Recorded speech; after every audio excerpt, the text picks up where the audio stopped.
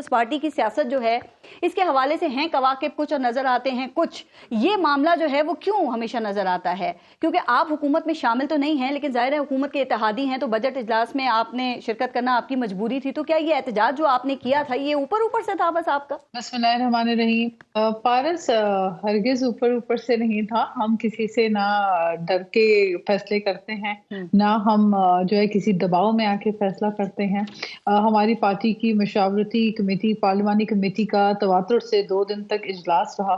उसमें तमाम MNAs की इनपुट ली गई, सबसे मशवरा किया गया एक डेमोक्रेटिक अंदाज में, और उसके बाद जो फैसला हुआ उसी फैसले के तहत पार्टी ने फैसला किया कि हम इस बजट के उस सेशन में जो है हमने हिस्सा नहीं लिया। अलबत्ता हमारे 3 नुमाइंदे सीनियर मेंबरान जो है वो वहाँ पे मौजूद रहे डेफिनेटली, क्योंकि एक पार्लियामेंट्री प्रोसीडिंग है और एक सिंबॉलिकली उनका वहाँ पे मौजूद होना भी हम समझते थे जरूरी है। एक सेकंड जरा इसको क्लियर कर देंगे, जो आप बात कर रही हैं ये अलामती शिरकत क्या होती है? देखिए, अगर आप समझती हैं बजट अवाम दुश्मन है तो आप वॉकआउट करें। ये अलामती शिरकत क्या होती है?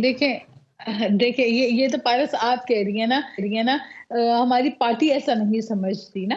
जो पार्टी के मेंबरान होते हैं, जो MNAs होते हैं, अपने अपने इलाकों से जो नुमाइंदे होते हैं, जो वो पार्लियामेंट्री मीटिंग के अंदर बैठते हैं, तो वहां पे हर एक की आवाज सुनी जाती है, हर एक की एक सोच होती है, और वो जब सबकी सोच मुत्तफिक एक बात के ऊपर हो तो फिर पार्टी फैसला वही करती है। काश ऐसा हो, आप जिस तरह बात कर रही है इतना आसान होता तो बहुत ही अच्छा होता।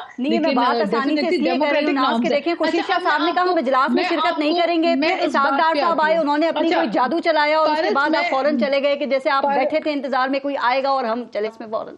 तो नहीं, ऐसा बिल्कुल नहीं पारस। ये देखिए, ये वो बातें हैं जो कयास आराइयां होती हैं और परसेप्शंस होते हैं। These are the wrong perceptions. इनको मैं क्लियर कर दूं कि ऐसी कोई बात नहीं है। जो पार्टी ने फैसला किया उसी वक्त हमारे तमाम मेंबरान जो है वो पार्लियामेंट से बाहर चले गए। और दूसरी बात यह है कि क्यों हुआ, इसके पीछे पस मंजर क्या था। इसमें ना पीपल्स पार्टी की कोई जाती अना है, ना पीपल्स पार्टी की अपनी कोई जिद है, ना पीपल्स पार्टी की अपना कोई बेनिफिट जाती है। हम चूंकि अवामी नुमाइंदगान हैं, हम अपने अवाम को जो वादा करके इलेक्शंस में वोट लेकर जब पार्लियामेंट तक आते हैं और जब हम अपने हलकों में जाते हैं तो अवाम हमसे सवालात पूछती है।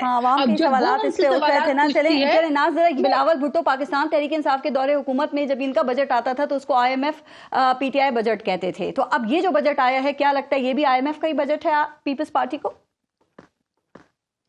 देखिए, ये हमारी पहली बात तो मैं आपको ये वाज़ेह तौर पे बता दूं कि इस बात में कोई शक नहीं है कि IMF का एक असर बिलाशुबा हमारे बजट के ऊपर तवातुर से कई अरसे से जब हम ग्रांट्स लेते हैं, जब हम बेल आउट पैकेजेस लेते हैं तो उनके बहुत सारे टर्म्स एंड कंडीशंस होते हैं। ये हमारी हुकूमत पे मुनहसिर है कि कौन सी टर्म्स एंड कंडीशंस के ऊपर हम उनके टर्म्स एंड कंडीशन पे आते हैं और किन बातों में हम उनको अपने टर्म्स पे अग्री करवाते हैं। क्योंकि इस वक्त जो सूरत हाल है, इस वक्त जो हमारे पास एनर्जी क्राइसिस है, जो एग्रीकल्चर के मामलात हैं, जो फ्लड को रिलेटेड लेकर हमारे पास जो पाकिस्तान मुतासर रहा, जो हमारी इकोनॉमिकल डिस्टेबिलिटी है और जो इन्फ्लेशन है, फिर हमारे जो रिजर्व्स हैं, ड्विंडलिंग रिजर्व्स हैं, इन तमाम चीजों का अगर जायजा लें तो इतनी कोई इजी बजट होता नहीं है हमारे मुल्क का।